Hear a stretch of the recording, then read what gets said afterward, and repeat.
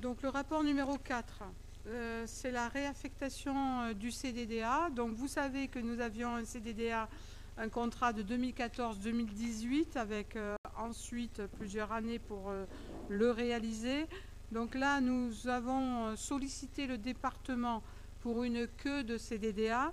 Donc une queue de CDDA, c'est-à-dire, vous l'avez dans le premier tableau, des aménagements des abords de donjons qui n'ont pas été faits, un parc des 2 canaux qui a coûté un petit peu moins cher, donc 39 200, une place de bicentenaire où il restait encore 65 963 000, un parking rue La Fontaine à 36 000, une étude de la place Raoul Coustet à 15 000 et la réfection rue Paul Cézanne devant les écoles à 202 000. Donc c'était pour un total de 418 293. Donc nous avons la possibilité, et ça a demandé quand même pas mal de négociations, de finir, non pas sur ces projets-là, certains on les retrouvera, hein, mais cette queue de CDDA que nous avons dû justifier auprès du conseil départemental, et nous avons jusqu'au 1er octobre 2024 pour le réaliser. Donc du coup, pour 418 000, donc à peu près la même somme, nous partons sur les études, nous rentrons les études de la maison de santé pour 58 000 dans cette queue de CDDA, dans la création et la végétalisation du parking de la maison des associations pour un montant total subventionnable à 111 446, et pour la conformité de la salle des fêtes à 246 285, le montant subventionnable. Pourquoi nous faisons ça? Parce que du coup derrière, nous pouvons ouvrir le CDTE, c'est-à-dire le contrat départemental en matière d'énergie renouvelable, et nous le ferons pour 2025, bien entendu. Donc terminer cela, avoir la chance de ne pas tout perdre et de le réinvestir sur 3 lignes, à mon avis, ça ne souffre pas de discussion, mais ça, ce sera votre avis. Moi, c'est le mien, puisque, après avis de la Commission des finances, je vous propose d'approuver cette réaffectation et de m'autoriser à signer tous les actes relatifs à ce dispositif. Voilà. Si vous avez des questions, on y répond rapidement pour enchaîner après sur les subventions. Mais voilà, je vous propose rapidement qu'on passe au vote. Monsieur Platon, une question? Ouais, j'ai juste des questions. C'est 2 fois. Ah bon, salle des fêtes, mise en conformité, bien sûr, pas de problème. Végétalisation de la maison des associations, très bien aussi, mais j'aimerais savoir de quoi il s'agit.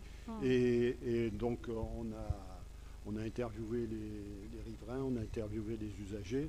Bon, on aimerait bien, voilà, on a travaillé sur ce sujet, on aimerait bien... Non, mais voilà, je sais que vous avez travaillé sur ce sujet avec le comité environnement aussi, donc on prendra le temps de faire une réunion, puisqu'il y a eu de la concertation déjà au préalable, de présentation et de concertation encore, hein, mais faut qu'on le fasse, et il faut qu'on le fasse avant le 1er octobre. Oui. Ça veut dire qu'au 1er octobre, tout est fini et ce qui me gêne, c'est qu'il y a tout est payé.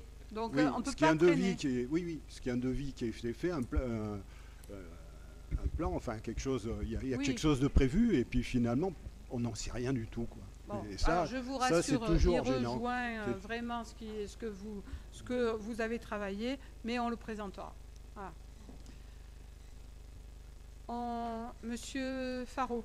Oui, juste une précision. Est-ce qu'on peut savoir, il y a certaines choses là qui ont été faites quand même. Comment ça se fait qu'il y a des budgets de subvention qui n'ont pas été attribués? C'est des restes. Par exemple, on s'était sur la place du bicentenaire, on s'était fixé de ne pas dépasser 1 million d'euros.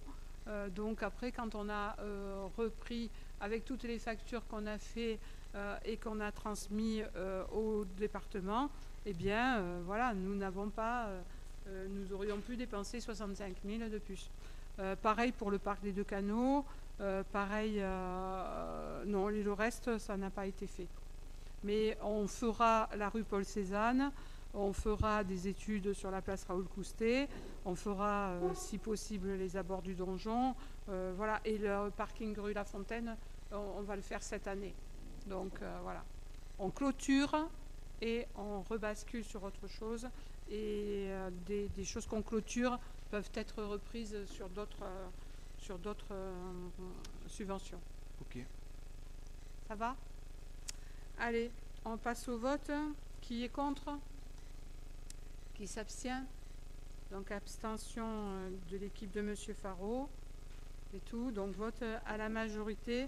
Je vous remercie. On va pouvoir avancer sur le reste. Je passe la parole à Bruno Laquet pour les critères d'attribution des subventions.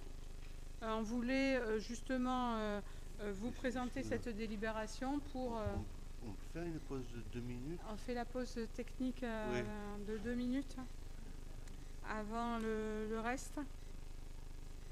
Je préférerais, Monsieur Sambin, qu'on fasse les subventions. Parce que comme il y a des personnes qui ne peuvent pas prendre part au vote, il faut vraiment qu'on ait le quorum et qu'on passe le 5 et la 6. Et promis, on fait la pause après le 6. Allez. Bruno. Alors,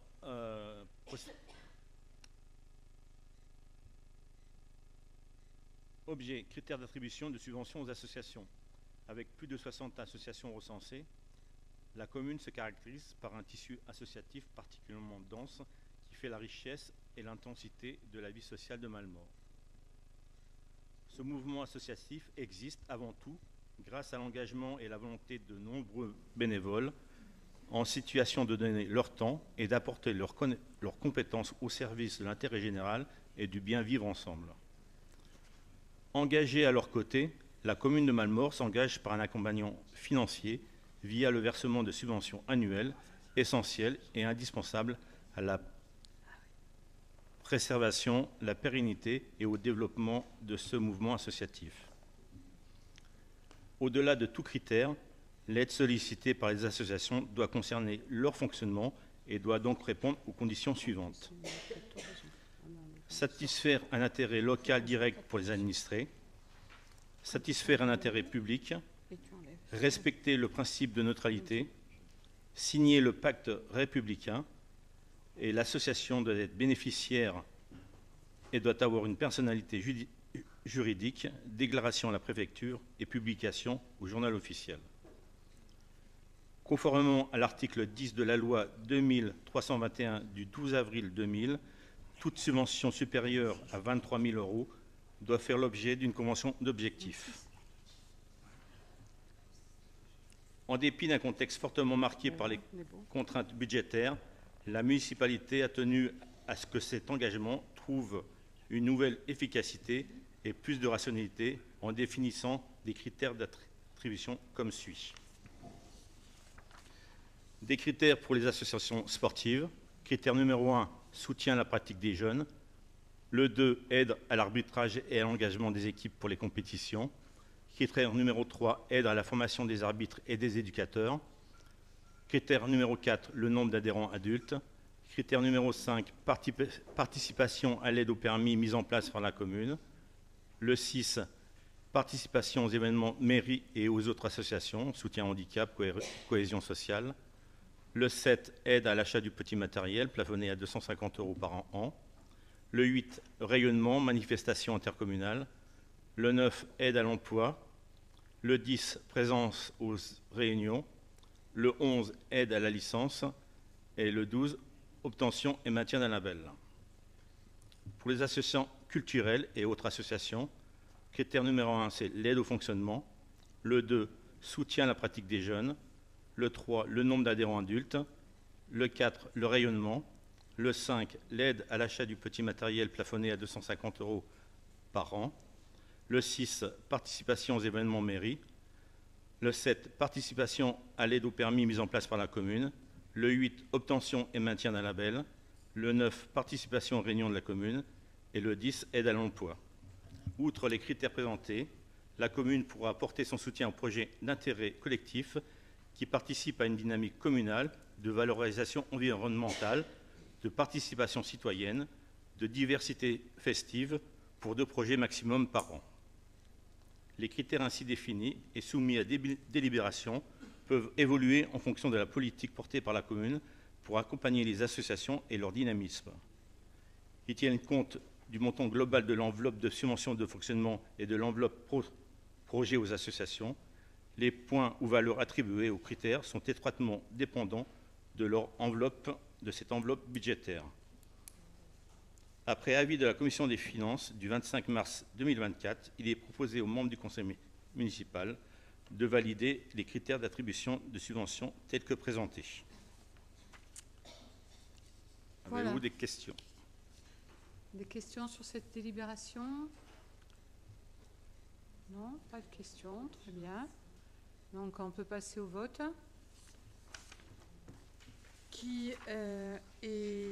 Alors je tiens à remercier en tout cas l'équipe qui travaille à cela depuis pas mal d'années. Nous souhaitons vraiment les mettre en avant. Ils sont connus aussi des associations et ils fonctionnent. Donc c'était bien aussi de les communiquer officiellement en conseil municipal. Eric?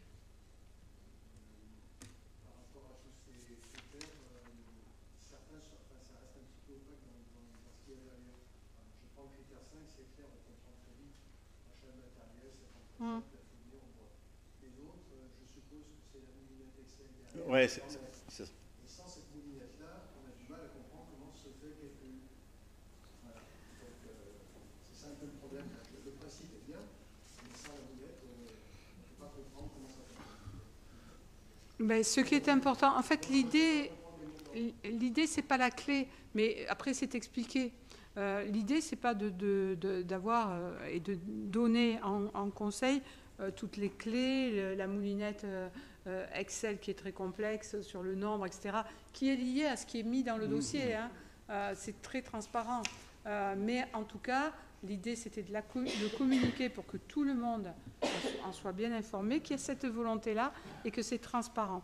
Après, comme on dit, et c'est bien dit dans le montant global de l'enveloppe, bien entendu que ces points ou ces montants attribués, ils sont liés à l'enveloppe des subventions. Hein, parce que, on le verra et on le parlera tout à l'heure, cette année, il y a beaucoup de projets, les associations ont fait beaucoup de projets. Pour autant, tous ces projets, si on les prend en compte parce qu'ils répondent aux critères de rayonnement qui servent pour des manifestations d'intérêt général et tout, ben, la moulinette des critères, ben, elle est liée à ça. Voilà. Mais on ne peut pas, là, c'est comme une clé de répartition de clettes, quoi. Voilà, c'est très complexe. C'est pour ça que je remerciais l'équipe qui travaille à ça.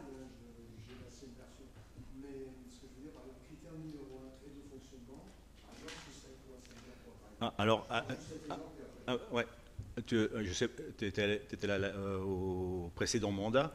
On donnait 500 € de forfait à toutes les associations, hors associations sportives. 500, non, moins. Si, on donnait 500 €. Minimum? Minimum. Non, on donnait 500 € de fonctionnement aux associations. D'accord. Là, on a pris des critères par rapport au nombre d'adhérents. Et on a fait des forfaits par rapport au nombre d'adhérents. Une association de 0 à 10, une association de 10 à 30, de 30 à 50. Ouais. Bon, on ne va pas rentrer dans chaque critère, mais il y a en effet un calcul et une grille qui fonctionne. On passe au vote. Qui est contre? Qui s'abstient? Et donc, vote à l'unanimité. Je vous en remercie par rapport à ces critères.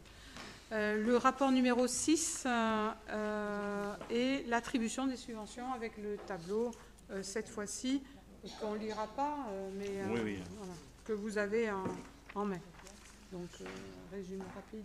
Oui, alors pour l'attribution des subventions aux associations pour l'année 2024, les associations qui ont déclaré pour percevoir des sommes d'argent appelées subventions de la part de l'État, de la collectivité totale, les associations concourent à l'animation de la vie locale dans les domaines aussi variés que la culture, le sport, la solidarité et les économies locales, Pour ce faire, la commune aide ces associations pour la réalisation de leurs missions, notamment par l'intermédiaire de versements de subventions. Pour qu'elles soient octroyées, il faut satisfaire un intérêt direct pour les administrés, satisfaire un intérêt public, respecter le principe de neutralité, signer le pacte républicain, et l'association bénéficiaire doit bien entendu être inscrite au journal officiel. Conformément à l'article 10 de la loi 2321 du 12 avril 2000, toute subvention supérieure à 23 000 € doit faire l'objet d'une convention d'objectifs. Le tableau suivant présente la liste des associations et le montant des subventions proposées. Après avis de la Commission des finances du 25 mars 2024, il est proposé aux membres du conseil municipal d'approuver le montant et la répartition des subventions municipales présentées. Donc, alors par contre, ne participe pas au vote, on le sait, des membres qui sont dans un bureau. Il s'agit de M. Bruno Laquet, de Gérard Béraudier, de Sylvain Castagnier, d'Éric Bruchet, de Dimitri Faro et de Thierry Platon. Donc ces personnes-là ne peuvent pas participer au vote. Alors bon, on ne va pas les faire sortir. Hein, on propose que ça soit ainsi à partir du moment où c'est dit. Le tableau vous est présenté avec les subventions de fonctionnement, première colonne, subvention projet numéro 1, subvention projet numéro 2. Voilà. Des questions? S'il n'y a pas de questions, on va passer au vote. Donc le quorum est atteint, puisqu'il faut bien entendu déduire ces personnes qui ne participent pas au vote du quorum, des membres de ce conseil municipal. Donc le quorum est atteint et on peut passer au vote. Donc qui est contre les subventions ainsi attribuées? Qui s'abstient? Et donc vote à l'unanimité. Je vous remercie pour les associations. Elles pourront, une fois qu'elles auront, ce sera revenu de la légalité, obtenir ces subventions. On fait une petite pause technique. Vous avez des petits gâteaux et à boire dans le couloir là. Voilà. Servez-vous.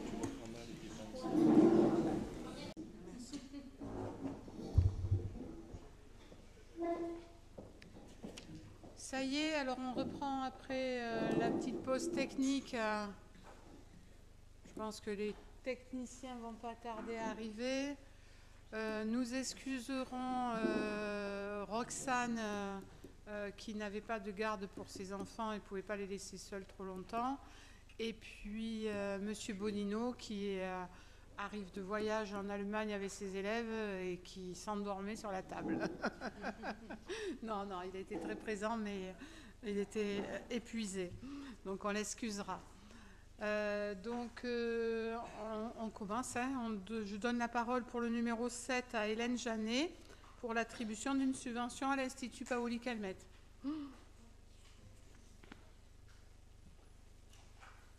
Alors moi, avant le rapport, je voudrais mettre à l'honneur l'Institut Paoli Calmette, qui est à la pointe de la technologie, puisqu'il est le 4e centre mondial à avoir investi dans un robot qui combine la robotique et l'intelligence artificielle.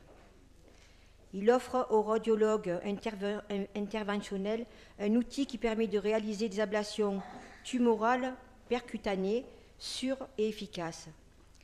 Cette approche mi-invasive permet un traitement curatif et précoce des tumeurs abdominales et pulmonaires en insérant simplement une aiguille à travers la peau.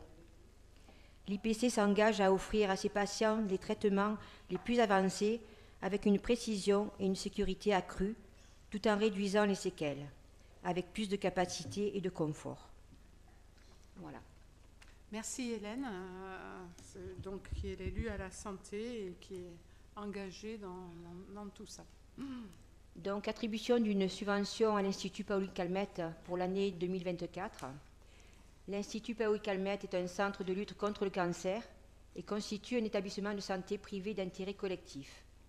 Régi par le Code de la santé publique, l'Institut assure des missions de niveau hospitalo-universitaire dans le domaine de la cancérologie, et précisément la prise en charge globale de l'ensemble des pathologies cancéreuses dans la région sud. L'Institut Paoli Calmettes est chargé par la loi d'une mission de service public en matière de cancérologie. Les missions de l'Institut Paoli Calmettes sont d'assurer la prévention et le dépistage du cancer, la prise en charge des patients au plan diagnostique et clinique sur la totalité de leur parcours et selon les modes de prise en charge adaptés, hospitalisation conventionnelle, hôpital de jour, hospitalisation à domicile. La recherche sur l'ensemble des aspects diagnostiques et thérapeutiques de la pathologie cancéreuse, l'enseignement et la formation continue en cancérologie.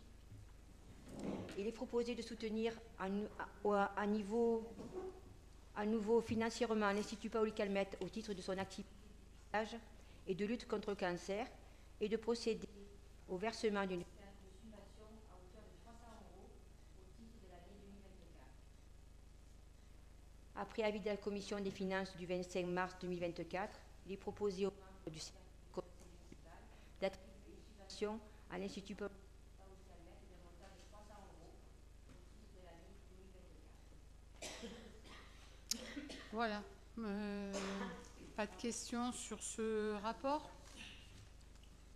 Non? Donc on peut passer au vote. Qui est contre? Qui s'abstient? Et donc vote à l'unanimité. Merci. Le rapport numéro 8 va être présenté par Zulika Lamalin. Donc il s'agit d'une attribution donc pour la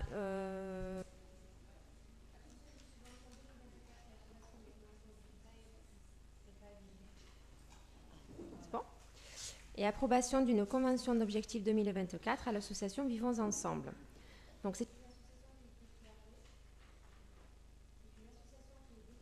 et qui peut recevoir une aide financière sous la forme. Ah ouais, le tien il sert.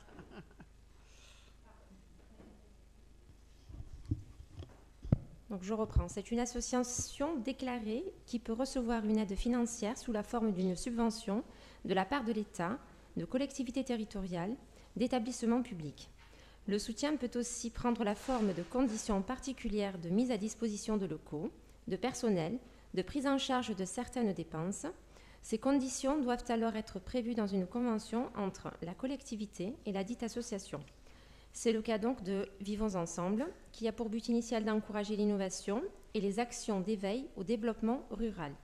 Il s'agit de mettre à disposition de la population un lieu de rassemblement des informations pouvant devenir un véritable centre de ressources et de réflexion. L'association a mis en place un accueil périscolaire des enfants de la commune, de la maternelle au CM2, avant et après la classe. Pour répondre aux besoins de fonctionnement de cet accueil périscolaire et favoriser son développement, un partenariat étroit a été établi entre la commune et Vivons Ensemble avec pour objectif de pérenniser un accueil de qualité grâce à la réalisation d'activités pédagogiques et la mise à disposition d'un goûter le soir, et aussi de respecter la réglementation des DJS. Conformément à la loi de 2000 concernant toute subvention supérieure à 23 000 €, la Convention a pour objet de définir les conditions dans lesquelles la commune de Mallemort apporte son soutien aux activités d'intérêt général que l'association entend poursuivre à son initiative, conformément à ses statuts.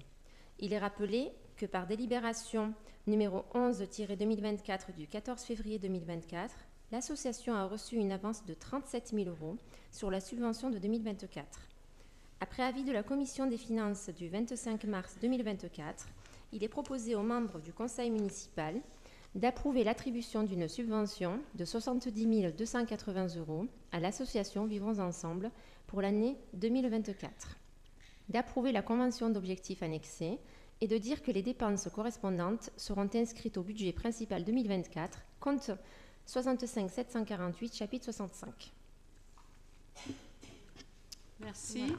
Est-ce qu'il y a des questions concernant cette subvention? Monsieur Sambin et Monsieur Faro. Je voulais qu'on m'explique ce qu'était la réglementation des DJS. Ah. Voilà, merci. Ouais. Et la deuxième question, alors j'en profite, on est d'accord que les 70 000 € comprennent l'avance de 37 000 €. Bien sûr. Et que c'est le total 70 000 €, qu'on n'avancera plus que 33 000 €. Voilà. Exact. C'est 70 280 pour l'année 24. Mais comme ils ont déjà eu une avance de 37 000... Il reste 41 280. 41 280, voilà. 280. Pour compléter jusqu'aux 70 280. Non, ça fait 33 000. Ça fait 50 et quelques mille. Non, il ne faut pas me le prêter. C'est pas grave. En fait, vous faites la soustraction et vous trouvez ce qui leur sera versé. 33 280. 33 280. Monsieur Faro. Oui, nous avions demandé lors du vote de la subvention, enfin de l'avance sur la subvention, que nous soit communiquée la comptabilité de la société. Mais Monsieur Faro, à la commission finances, vous aviez tous les dossiers et vous ne vous êtes pas penché sur le dossier de Vivons Ensemble. J'ai demandé la transmission. J'ai demandé la transmission. Si vous reprenez ce que j'ai demandé la transmission du document. Je n'ai pas demandé la consultation. Ah bah écoutez. Écoutez, moi j'ai été surprise que lors de la commission finances, vous ne penchiez pas sur le dossier. Donc, je vous le redemande officiellement. Et donc, la demande est faite aujourd'hui, on est le 11, ouais. Et je souhaiterais que vous nous le transmettiez. Bon, merci, alors, c'est une demande officielle. Oui, mais je vous réponds, Monsieur Faro, ce que je confirme sur les dossiers à consulter. Et Madame Verne me dit que pour le moment, elle n'a pas reçu. C'est ça? Oui, c'est ça. On l'a demandé à l'association et on n'a pas encore reçu. Je dois les rencontrer la semaine prochaine. Ils ont jusqu'à juin. Comment c'est possible que j'ai eu la possibilité de le consulter si on n'a pas encore reçu? Mais parce que dans le dossier, vous aviez tous les éléments, puisque vous vous inquiétiez de l'État et pourquoi il demandait une avance. Dans le dossier, vous pouviez vous plonger dans leurs dépenses, recettes, et dans le fait, parce qu'on avait bien justifié, que c'est parce qu'ils n'avaient pas encore reçu leur subvention CAF qu'ils demandaient cette avance. Donc vous pouvez vous pencher. Mais bon, apparemment, ça ne vous intéressait pas. Vous voulez le document. Ne me faites pas dire ce que j'ai... J'ai demandé le document parce que ce jour-là, je n'avais pas le temps de le faire. Donc, je vous redemande le document. Quand on l'aura, M. Faro. Je suis ravi. Maintenant, on l'a plus. On l'avait, on l'a plus. Bon. Non, on n'a jamais dit qu'on l'avait. On a dit qu'on avait le dossier de demande de subvention. C'est pas la même chose. Voilà. Moi, je vous demande le bilan dossier, vous l'aviez. De l'association. Vous pouvez le demander, mais... voilà. Monsieur Platon. Une remarque à ce sujet. La transmission n'est pas obligatoire. Ce qui doit être possible, dans tous les cas, c'est la consultation. Voilà. Et moi, je fais juste sur cette délibération la remarque que je fais à chaque fois sur ces conventions d'objectifs dans lesquels il n'y a aucun objectif. Et là, typiquement, il pourrait y avoir un objectif sur le nombre d'enfants à recevoir avec ces 70 000 euros de subvention, par exemple. Hein. Et je suis tout à fait favorable à cette subvention. Mais voilà, toutes ces conventions, et c'est un exemple parmi d'autres, il y a les contraintes affichées à la commune, c'est très bien. Mais ce qu'on demande précisément aux associations, c'est jamais précisé de façon... voilà. En fait, il pourrait y avoir 0 enfant. Non, monsieur Platon. Oui, c'est un soutien. Je sais bien, en fait, on est dans un soutien. Hein. Je vous rappelle que leur budget, c'est pas ce que l'on fait. On n'est pas les seuls non plus financeurs de l'association et on y est très attentif. Après, c'est aussi... Alors, on fait ces conventions d'objectifs avec des articles et des précisions par rapport à ce qu'on leur verse. Mais ce que vous attendez dans ces objectifs, on va dire, chiffrés, on le fait lors de réunions. La semaine prochaine, je reçois Vivons Ensemble pour vraiment qu'ils collent aux besoins des demandes. Et on travaille en effet. Et eux me donnent les chiffres entre Joliot-Curie, Espelido et Mistral qui correspondent. Je suis vigilante à ce qu'il n'y ait pas de liste d'attente. Ils cherchent des solutions pour que ça n'y soit pas. Si on a fait les études surveillées, c'était aussi par rapport à ces difficultés qu'ils avaient de recrutement. Et du coup, il y avait un volume d'élèves qui allaient à ces études surveillées, qui n'iraient du coup pas au périscolaire de Vivons Ensemble. Tout ça, c'est un travail de confiance, de travail avec la présidente, de très bonnes relations établies là-dessus. Je pense qu'on ne pourrait pas mettre des chiffres et leur demander. Mais c'est une remarque générale que je fais. C'est pas sur Vivons Ensemble particulièrement. Voilà. Mais voilà, je pense qu'on est sur un autre registre. Voilà. Mais bon, votre remarque, voilà, vaut ce qu'elle vaut, hein, mais voilà, je vous explique pourquoi on n'est pas sur ces objectifs chiffrés.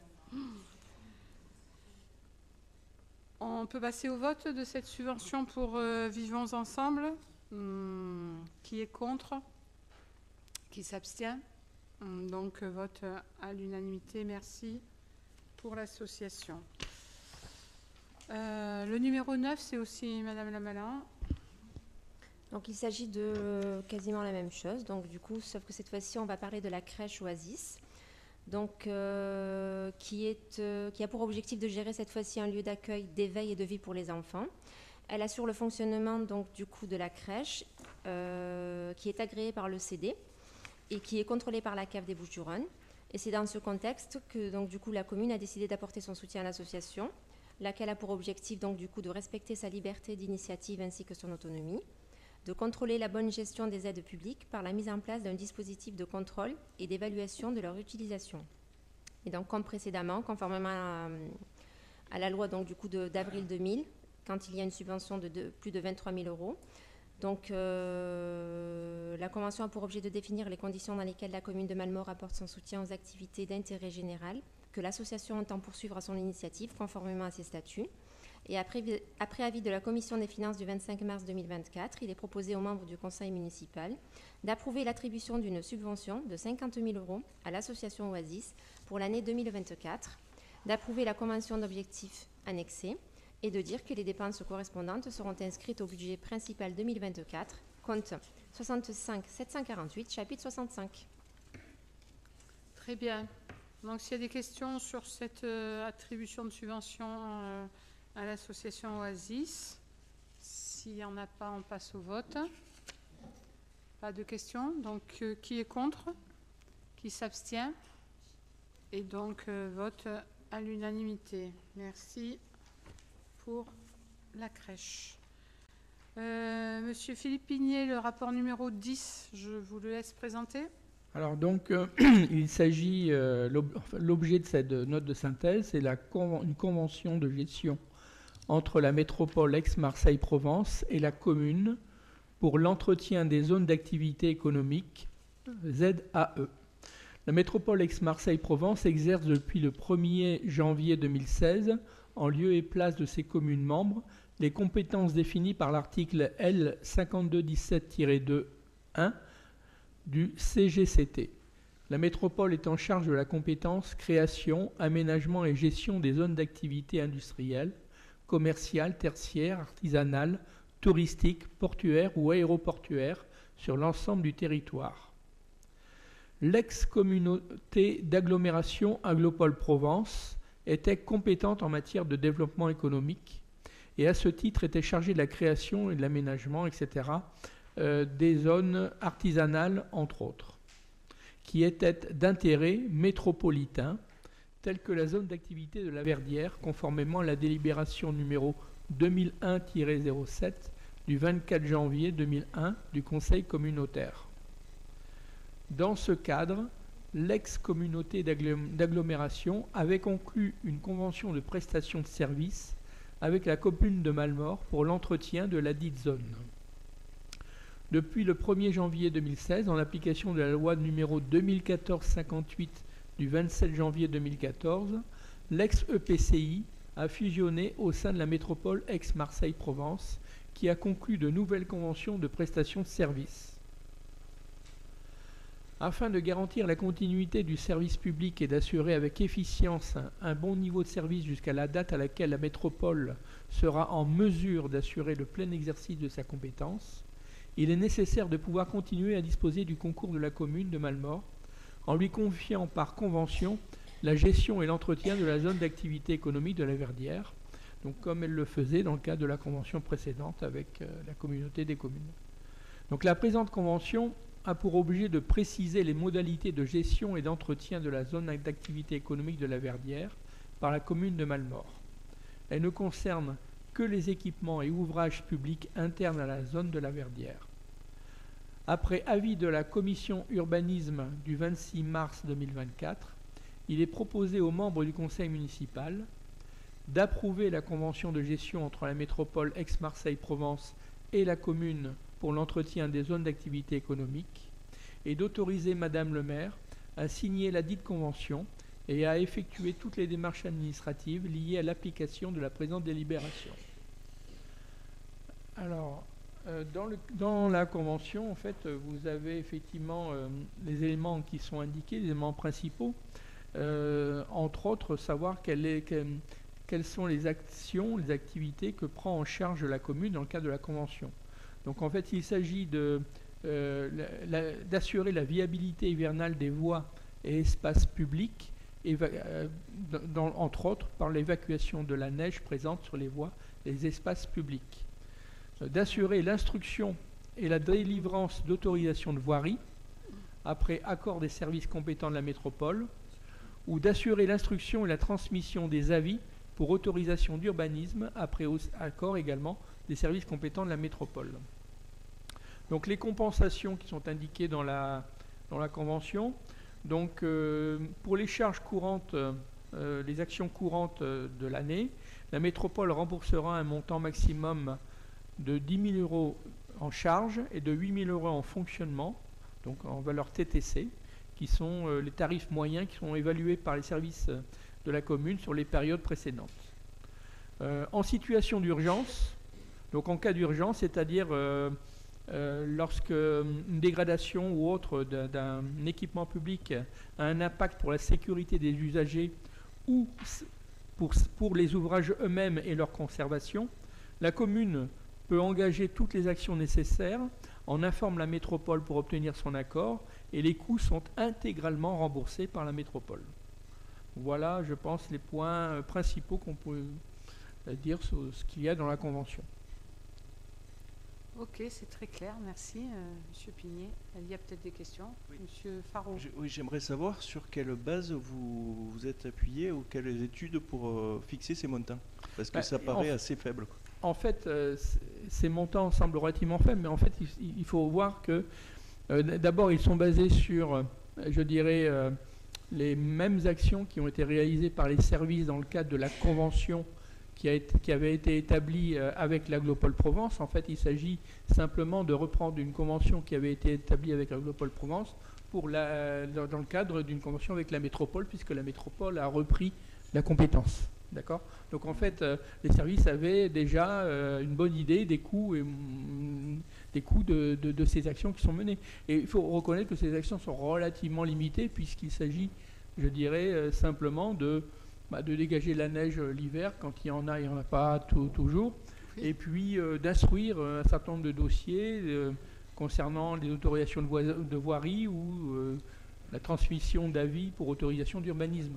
Donc ça reste effectivement plutôt de l'activité, je dirais, administrative, qui n'a pas un gros impact. Et comme je l'ai dit tout à l'heure, dès qu'il y a effectivement, je dirais, en cas d'urgence, je pense que ça sera toujours le cas, si effectivement la voirie ou les espaces verts qui sont associés sont dégradés et que ça peut avoir un impact soit sur la sécurité des usagers, soit, je dirais, en termes de dégradation pérenne de l'espace public, la commune a la possibilité d'agir, d'accord, pour la métropole, d'accord, et avec l'accord de la métropole, et à ce moment-là, toutes ces actions seront remboursées à l'euro près. Moi, ce qui m'inquiétait, c'est que je voyais qu'en fait, les études réalisées par les employés communaux, notamment de voirie, les instructions de dossiers, donc on va être remboursé jusqu'à 8 000 €, mais en termes de personnel, 8 000 €, on y est vite, en utilisation de... Donc ça me paraît...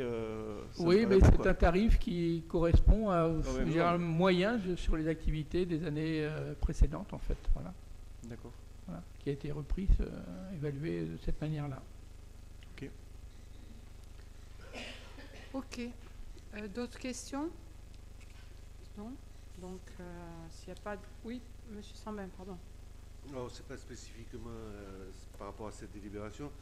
Je voulais savoir si on pouvait, à l'occasion, faire une revue des compétences qui sont passées à la métropole et celles qu'on a récupérées, celles qu'on pourrait récupérer, pour que ça soit clair dans notre tête. D'accord. Ben justement, la métropole qui s'est mise en mode de gouvernance là-dessus va être dans cette communication-là, de façon à ce que vraiment les usagers et les élus aussi s'y retrouvent. Quelles sont les compétences portées par la métropole, quelles sont les compétences communales ou autres, régions, etc., de façon à communiquer. Nous, en fait, on a récupéré la compétence voirie depuis la loi 3DS, qui a eu cette possibilité, et la compétence hydrant aussi, incendie. Voilà. C'est les deux compétences récupérées dernièrement. Et sinon, on connaît les compétences économiques, touristiques, eau, assainissement de la métropole. Voilà, grosso modo. Mais ils sont justement dans cette volonté de communiquer la métropole pour que ça soit plus clair.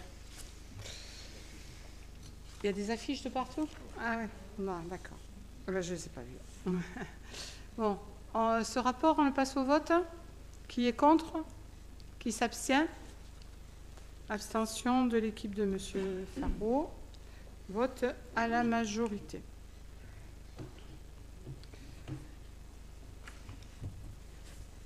Le numéro 11 sera présenté par M. Christian Brandolin. Oui, l'objet, c'est le déclassement d'une emprise publique de 65 mètres carrés dans le domaine privé de la commune, se situant à Passe des Martinets. Bon, après la modification numéro 2 du PLU a permis de supprimer certains emplacements réservés qui n'avaient plus lieu d'y être. Ainsi, au fond de la place Martinet était conservé un emplacement réservé numéro 25 ayant pour objet d'aménager une voie depuis le chemin de Salon. L'emprise foncière correspondant anciennement à l'emplacement réservé numéro 25, situé au nord de la voie, constitue à ce jour un délaissé de voies relevant du domaine public. Monsieur et Madame Chanu, propriétaires contigus, ont sollicité la commune afin d'acquérir à titre onéreux cette emprise foncière communale sans leur propriété. Donc, pour qu'on puisse leur vendre, il faut qu'ils passent dans le domaine public de la ville. Donc,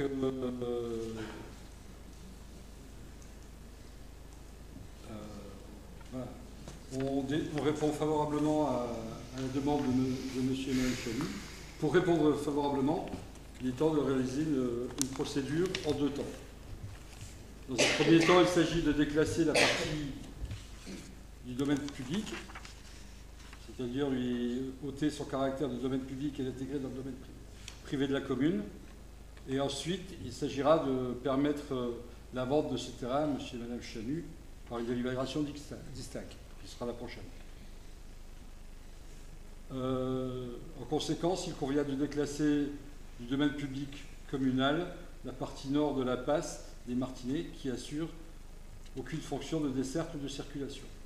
Pour info, elle est entre deux maisons. On a sollicité l'autre maison, ils n'étaient pas intéressés.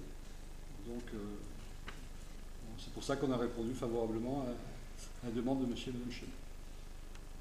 Bon, après avis de la commission d'urbanisme du 26/3/2024, il est proposé aux membres du conseil municipal de déclasser dans le domaine privé communal le délaissé de voirie d'une surface de 65 mètres carrés, d'autoriser Mme le maire à signer tous les documents afférents à la procédure de déclassement du délaissé. Des questions sur ce rapport? Oui, M. Farron. Est-ce que monsieur et madame Chanu sont les mêmes à chaque fois? Est-ce que monsieur et madame Chanu, c'est monsieur et madame Chanu Cédric, Ou c'est monsieur et madame Chanu qui habitent dans la maison? Non, c'est les mêmes. C'est les mêmes, c'est ceux qui habitent à côté de ce terrain-là. C'est ceux qui ont la maison à côté du terrain. Ben, c'est pas monsieur et madame Chanu Cédric, ça. C'est Rosine et je sais, c'est ses parents, monsieur Cédric Chanu. Non, c'est eux qui ont la parcelle de terrain. Ah bon? Vous le voyez dans le rapport d'après, ouais. La parcelle de monsieur et madame Chanu. Oui, et là, mais ma question, c'est lesquels de monsieur et madame Chanu? Parce que Cédric, pour moi, il n'habite pas là. Hein. Mais quel rapport? Cédric Chanu, il habite, son épouse est adjointe au maire de Kazan, ils habitent à Kazan. Non, mais je pense que s'il y a marqué monsieur et madame Chanu Cédric, les rapports sont faits par l'urbanisme. Je ne pense pas qu'il y ait d'erreur à ce niveau. On va le contrôler, je vous demande, parce qu'une erreur de frappe, ça peut arriver. Hein. Oui, mais bon, apparemment, si c'est noté ainsi, c'est que... Parce que dans cette maison, il me semble que c'est ses parents qui habitent. Mais visiblement, il n'y a pas de maison, là. Ils ont une division de parcelles et ils ajoutent la parcelle rouge. Donc il y a eu une donation, ok. Il y a eu une division de parcelles. D'accord, je comprends bien. Ok, merci. Alors, ceci étant précisé, est-ce qu'on peut voter le rapport numéro 11, le déclassement? Qui est contre? Qui s'abstient? Donc, vote à l'unanimité. Merci. Et le rapport numéro 12 est donc étroitement lié, c'est la vente et le prix. Donc, c'est la cession de la parcelle E 2202 à monsieur et madame Chanu, à Passe des Martinets. Donc, vu que ça a été déclassé, ça nous permet de vendre la parcelle pour un montant de 8 542 €. Charge à eux de s'acquérir les frais d'actes administratifs. En conséquence de quoi, la présente délibération a pour objet d'approuver la cession pour un montant de 8 542 € de la parcelle E 2202 à monsieur et madame Chanu Cédric. Il est proposé aux membres du conseil municipal d'approuver la cession de monsieur et madame Chanu Cédric, parcelle E 2202, d'une superficie de 62 mètres carrés au prix de 8 542 €. D'indiquer que les frais d'acte liés à la présente cession sont la charge de monsieur et madame Chanu et d'autoriser madame le maire à effectuer toutes les démarches nécessaires à la mise en œuvre de la procédure de délibération. Voilà, donc c'est bien entendu sur la base d'un avis de domaine, je pense qu'il vous a été joint, qui au départ n'était pas assez précis parce que la division parcellaire n'était pas faite, donc on a fait le rapport, puisque l'avis des domaines partait sur 77 mètres carrés, on a fait le rapport à 65 mètres carrés, et comme je trouvais cette estimation un peu basse, j'ai pu mettre le 10% supplémentaire de façon à défendre aussi les intérêts de la commune sur ce terrain. Voilà. Donc c'est le prix des domaines augmenté de 10%. Des questions sur ce rapport?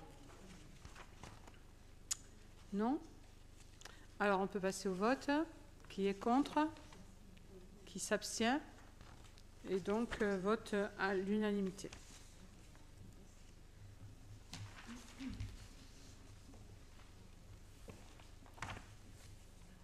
Donc le rapport numéro 13 sera présenté par monsieur Philippe Pignet.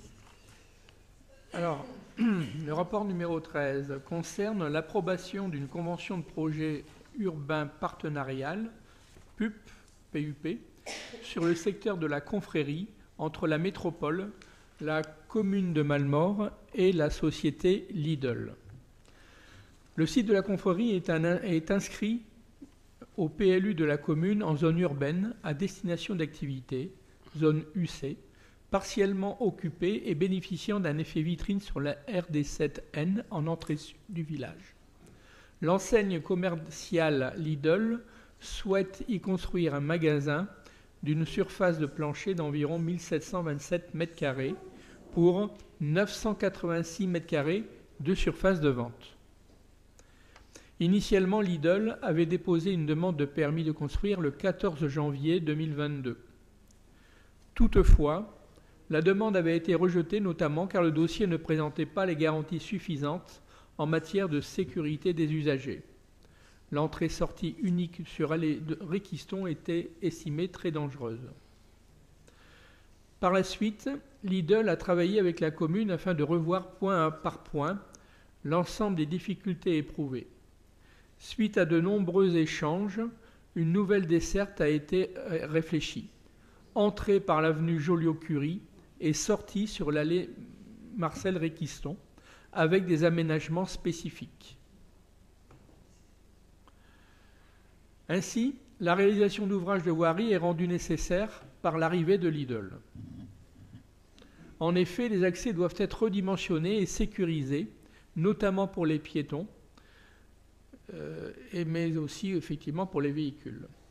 Le programme des équipements publics consiste donc en la reprise de l'avenue Joliot-Curie, avec notamment la création d'une entrée pour les véhicules clients et les camions de livraison, et l'aménagement d'une voie douce dans l'emprise touchée par l'emplacement réservé numéro 13.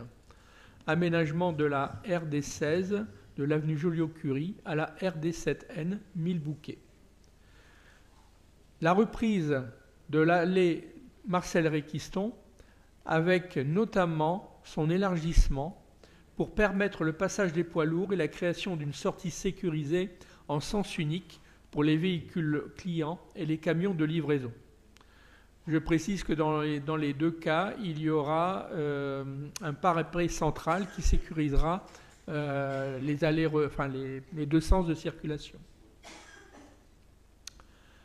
En application de l'article L332-11-3 du Code de l'urbanisme, la réalisation de cet équipement public nécessaire à l'urbanisation du site et à l'opération fera l'objet d'un financement par l'opérateur dans le cadre d'un projet urbain partenarial PUP. Le programme des équipements publics consistant à des travaux de voirie d'un montant de 642 054 € hors taxes et de maîtrise d'ouvrage communale. Le détail de ce programme et le financement sont décrits dans la convention annexée au présent rapport et on en donnera un détail tout à l'heure. En respectant les principes de nécessité et de proportionnalité, la participation de l'opérateur s'élève à 527 686 € sur le total de 642 054 €.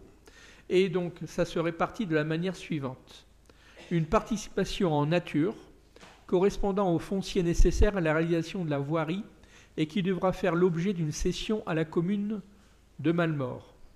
La valeur de cette emprise foncière, d'une surface de 789 m², est estimée à 42 606 €. Je crois que ça correspond à peu près à 59 € du mètre carré. Donc le montant sera ajusté après bornage. Donc à cela s'ajoute une participation en numéraire calculée selon les besoins générés par l'opération qui s'élève à 485 080 €.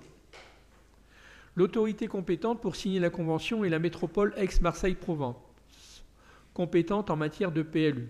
Toutefois, les équipements publics à réaliser étant de maîtrise d'ouvrage communale, la convention de PUP prévoit que l'opérateur verse directement les participations à la commune de Mallemort qui réalise les travaux.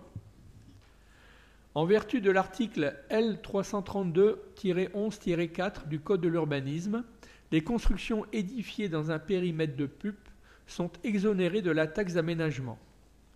La durée d'exonération de la taxe concernant les constructions réalisées dans le périmètre du PUP est de 10 ans, à compter du certificat d'affichage de la mention de la signature de la convention PUP établie par la métropole Aix-Marseille-Provence. Il convient donc d'approuver la convention du PUP ci-jointe et ainsi engager la mise en œuvre de cette opération de construction. Après avis de la commission urbanisme du 26 mars 2024, il est proposé aux membres du conseil municipal d'approuver la convention de PUP entre la métropole, la commune de Mallemort et la société Lidl pour la mise en œuvre du projet sur le site de la confrérie. D'approuver la répartition financière prévisionnelle entre l'opérateur et la commune telle que, donc au niveau du financement, l'opérateur, le coût total pour l'opérateur sera de 527 686 €, et le coût total pour la commune, donc de 18%, le minimum possible, 114 368 €.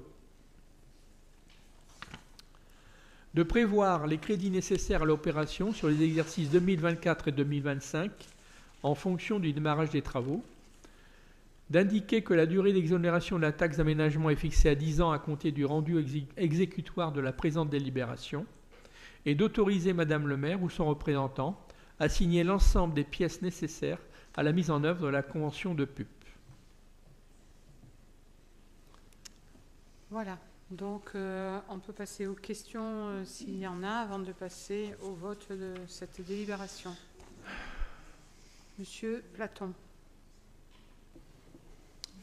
Oui, alors, il y a encore quelques semaines, la crise agricole mettait en lumière le caractère délétère du modèle économique imposé par la grande distribution et plus particulièrement par les entreprises les plus agressives comme Leclerc et Lidl. Ce modèle est formé sur l'étranglement des agriculteurs, la pression sur l'industrie agroalimentaire pour produire une alimentation toujours la moins chère possible, la malbouffe. Dans ce domaine, Lidl est avec Leclerc un des grands spécialistes, en mettant la pression et à travers des centrales d'achat pour toute la France. La France, c'est le pays qui compte le plus de mètres carrés de grande surface par habitant dans le monde. Notre métropole en compte 30% de plus que la moyenne de la France. Et d'après la CDAC elle-même, Malmort compte plus de mètres carrés en moyenne par habitant que la moyenne du département. Et c'est pour ça que le permis a été refusé dans un premier temps. Enfin, le permis a été refusé par la CDAC, point. C'est pas dans un premier temps, pour l'instant, ça fait foi. Alors, on a donc déjà des grandes surfaces, des mètres carrés en excès d'après la CDAC. La CDAC a récemment accepté l'agrandissement de Netto, donc encore des mètres carrés supplémentaires.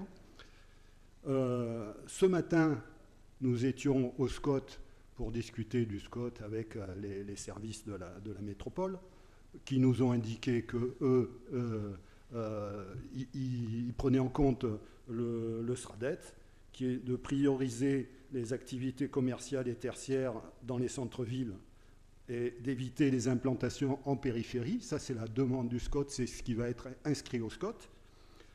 De contenir le développement des commerces en diffus afin d'éviter l'implantation des implantations qui captent les flux de voitures et qui font concurrence au centre-ville, c'est encore inscrit au SCOT.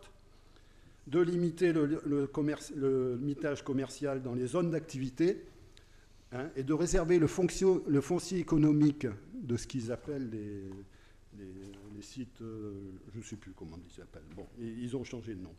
Le foncier économique, de le réserver à la création d'entreprises productives et non de commerce. Ils veulent, là on a une zone qui est une zone d'activité productive, avec Pomme Alliance, etc. Donc c'est plus le lieu de disperser du commerce dans ces zones-là. Ça, c'est les prescriptions du SCOT, ça va être inscrit dans le SCOT. Nous, on est en train de faire le contraire. On est encore dans des logiques d'il y a 20 ans, 30 ans. Voilà. Alors que l'urbanisme évolue et donc il faut regarder plutôt de l'avant que de l'arrière. Donc c'est pénalisant pour le... On ne croit pas que dans la discussion en commission, on a parlé de création d'emplois. Est-ce que vous croyez vraiment qu'en vendant les fraises 3,90 € le kilo, on va créer de l'emploi chez nos producteurs? Tu le penses? Non. Bon. Est-ce que vous croyez qu'en vendant du saucisson à 5,75 € le kilo, on va créer de l'emploi à la charcuterie du Luberon? Je ne le crois pas. Est-ce que vous croyez qu'en vendant la baguette à 3 € le kilo, ou le croissant à 57 centimes, j'ai regardé les prix ce matin, on va créer de l'emploi dans nos boulangeries? Je vous rappelle que déjà, ils ont du mal, nos boulangers. Voilà, donc Lidl, c'est un destructeur d'emplois. Voilà. Et je comprends mal que l'argent de la commune, c'est-à-dire l'argent du contribuable, soit utilisé pour soutenir ce modèle économique et conforter les bénéfices des actionnaires allemands de Lidl. Voilà, j'ai dit. Philippe ? Et vous avez compris, je voterai contre. On a compris. Bien. Bon, alors, dans un premier temps, concernant... Mais ça vaut... Enfin, il faudrait qu'il y ait un vrai débat. Là où vous décidez d'un jeu. Là, il y a eu la commission. Alors oui, j'ai pas fini. Je reviens sur la commission quand même, parce que c'est important. Elle a une valeur juridique, la commission. La commission, elle avait la CDAC.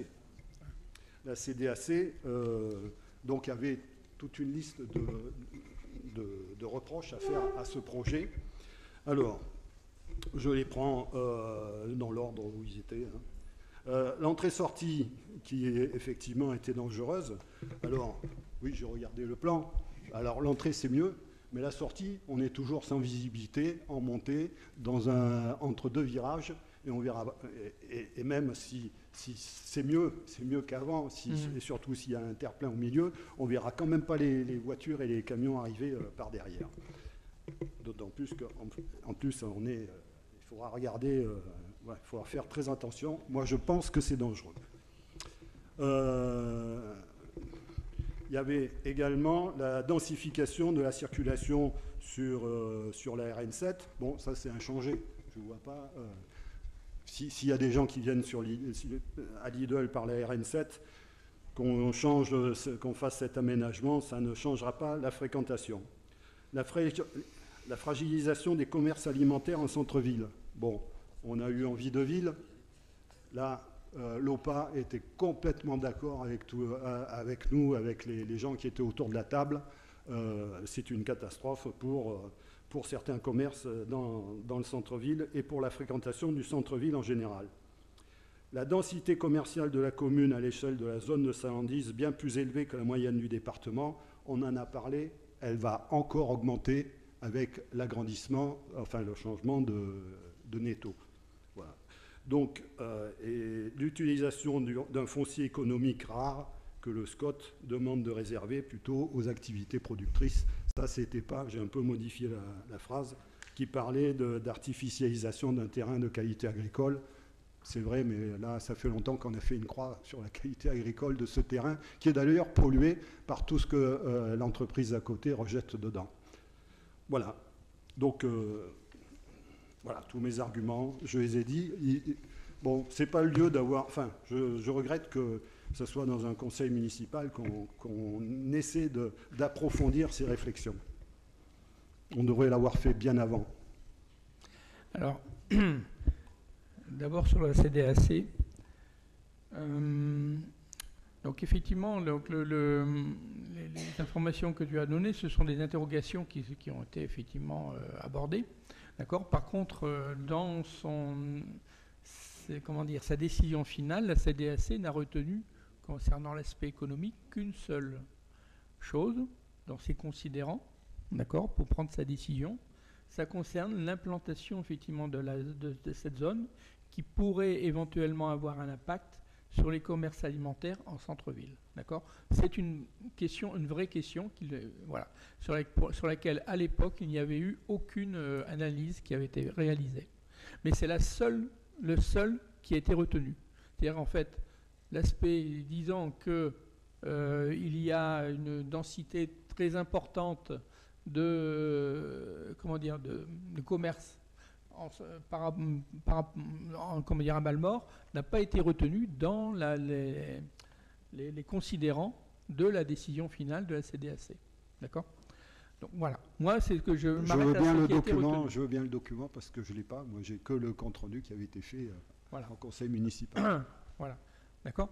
Donc, sur cet aspect-là. Alors, pour revenir effectivement un petit peu sur les différents points qui avaient été abordés, enfin, dans les considérants qui ont été repris pour prendre la décision de la CDAC. L'un des points les plus importants, c'est le problème de la sécurité. Et effectivement, le projet initial, il était complètement à l'ouest, dans la mesure où ils entraient et sortaient sur l'avenue, sur l'allée Marcel Réquiston, que tout le monde connaît. À cet endroit-là, actuellement, elle est extrêmement dangereuse. On n'a aucune visibilité, une courbure très importante, etc. D'accord ? Donc voilà, donc ça, c'était pas possible. Et puis, sur cet aspect-là, c'est vrai qu'il y a eu un travail qui a été réalisé avec les services de l'urbanisme, etc., pour essayer de trouver des solutions sur le projet. Et donc, Lidl nous a proposé à ce moment-là, effectivement, une entrée d'un côté, une sortie de l'autre, pour limiter les flux sur ces deux voies, qui sont des voies quand même, qui ne sont pas des voies extrêmement larges de toute façon. D'accord ? Donc en fait, il a été décidé effectivement de sortir de la zone d'activité par les parcelles Réquiston et de rentrer par l'avenue Joliot-Curie, d'accord ? En sécurisant ces entrées, d'abord à les Marcel Réquiston, en élargissant les voies qui sont vraiment très étroites, d'accord ? En plaçant un